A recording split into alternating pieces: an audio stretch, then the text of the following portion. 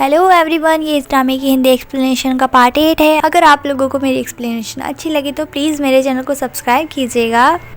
सिला आता है, जेड कहाँ है पूछता है। कराई पॉप उसे गुस्से में कहता है, मैंने तुमसे जो काम बोला है तुम वो करो, नहीं तो सोच लेना तुम्हारे साथ क्या होगा। उसे धमकी देता है। यहाँ फाई के घर पर फाई अपने घर वालों को बता देता है कि वो जेड को लाइक करता है। ये सुन के डैड तो शॉक्ड हो जाते हैं मगर कुछ नहीं कहते। जेड यहाँ फाई के ख्यालों में बहुत खुश हो रही होती है। इधर फाई भी जेड को याद कर रहा होता है। दोनों एक दूसरे के सपनों में खो जाते हैं। यहाँ मिल्क गुस्से में घर पहुँचती है। उसके डैड पक्षी के लिए रोमांटिक गाना गा रहे होते हैं। यह सुनकर मिल्क गुस्से में अंदर चली जाती है। नेक्स्ट डे जेड के पास काफ़ी सारे स्टूडेंट आए होते हैं। वहाँ उन्हें फार्म का टूर कराती है।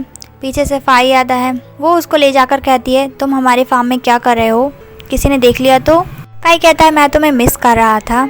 जेड उससे कहती है, तुम्हें पता है ना मेरे डैड और भाई दोनों गन लेकर घूमते हैं। हम दोनों एक दूसरे से प्यार करते हैं। मुझे तुम्हारी चिंता है, तुम अपना ख्याल रखा करो। उसे हक कर लेती है। तभी पीछे से सिला आवाज़ लगा रहा होता है जेड को। वह उसे जाने के लिए कहती है।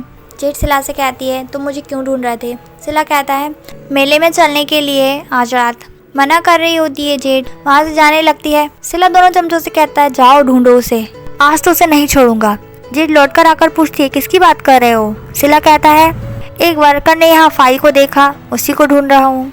तभी फाई पीछे से झांक कर देखता है जेड को। जेड उसे इशारे से कह रही होती, जाओ यहाँ से। सिला को मनाने की कोशिश करती है, चलो। वह मान नहीं रहा होता।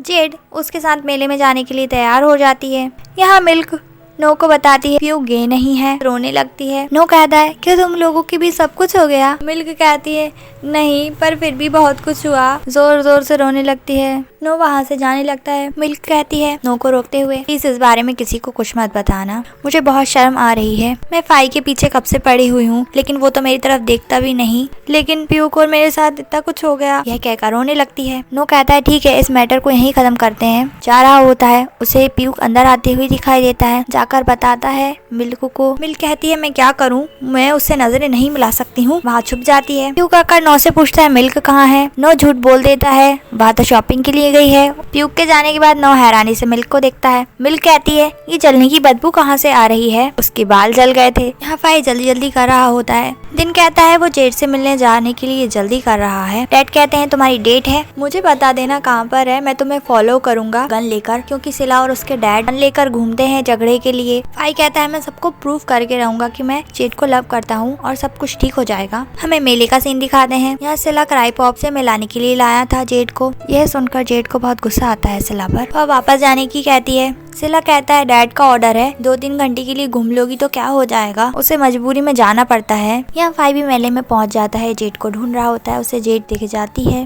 फाई साक को कुछ काम करने के लिए कहता है। साक को रास्ते में नो मिल जाता है। यहाँ कराई पॉप 2 टिकट लाता है झूले की। जेड कहती है, मुझे ऊंचाई से डर लगता है, तुम ही जाओ। यहाँ साक टिकट ले लेता है। जेड उसे पहचान जाती है। कहती है, तुम यहाँ क्या कर रहे हो? साक कहता है, मैं पार्ट टाइम जॉब कर रहा हूँ। कराई पॉप को झूले में बैठा देता है। कराई पॉप जेड को बुला रहा होता है। नो आकर बैठ जाता है और झूला चलने लगता है। जेड खुश हो जाती है। तभी कोई आकर उसे खींच ले जाता है। जेड घबरा जाती है, लेकिन फाई की आवाज सुनकर शांत हो जाती है। यहाँ ऐसी हालत में मिल्क घर पहुँचती है। डैड कहते हैं, ये घोंसला क्यों बना रखा है? किसी भूत को देख लिया था क्या तुमने? मिल्क कुछ नहीं कहती, डैड को इग्नोर करती है। डैड गाना गाने लगते हैं। गाना सुनकर मिल्क उन्हें चिल्लाकर कहती है, डैड इस सॉन्ग को मत गाइए। तभी यहाँ प्यू आ जाता है। प्यू की कार को देखकर डैड से कहती है, किसी को मत बताना कि मैं घर पर हूँ। डैड कहते हैं, कौन हो तुम? प्यू कहता है, मैं मिल्क से मिलने आया हूँ। डैड कहते हैं, मिल्क घर पर नहीं है। प्यू पूछने लगता है, वो कब आएगी? डैड कहते हैं, मिल्क नहीं है यहाँ पे, जाओ यहाँ से। तुम यहाँ मिल्क आ जाती है तैयार होकर। डैड कहते हैं, तुमने मुझसे झूठ बोला। प्यू मिल्क को देखकर खुश हो जाता है।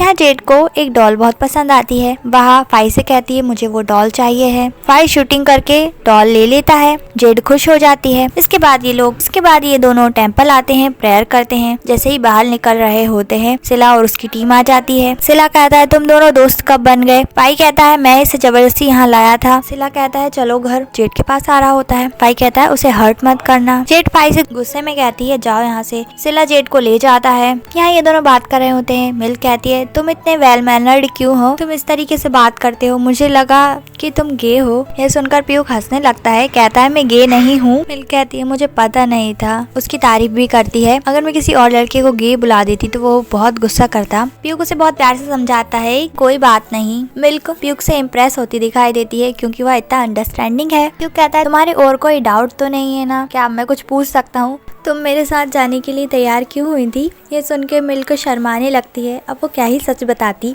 यहाँ ये दोनों भी मेले में घूम रहे होते हैं। सिला जेड को कराई पॉप के साथ छोड़कर चला जाता है, कहता है मैं कुछ काम से जा रहा हूँ, तुम इसे घर छोड़ देना। ये सारा सीन याई और पिमाई देख लेते हैं। सिला सीधे फाई के पास पहुँचता है उसे सबक सिखाने के लिए। ये लोग फाई को मारने लगते हैं। याई और पिमाई को साक और नो मिल जाते हैं। वो उन्हें बताते हैं बहुत बड़ी प्रॉब्लम हो गई है। ये चारों यहाँ पहुँच जाते हैं। पीछे से उनके लोग भी आ जाते हैं। ये देखकर सिला गन निकाल लेता है। फाई पीछे से आकर उसे रोकने लगता है। इन दोनों की फाइट होने लगती है। देन ग्रुप भी फाइट स्टार्ट कर देता है। यहाँ मिल्क को पता चलता है कि प्यूक कल वापस जा रहा है। साथ ही कहता है ये मेरा आखिरी बार है जो मैं यहाँ आया हूँ। ये सुनकर मिल्क शॉक्ड हो जाती है। प्यूक उससे डायरेक्टली पूछ लेता है क्या तुम मेरी फियांसी बनना चाहोगी? मिल्क शर्माने लगती है।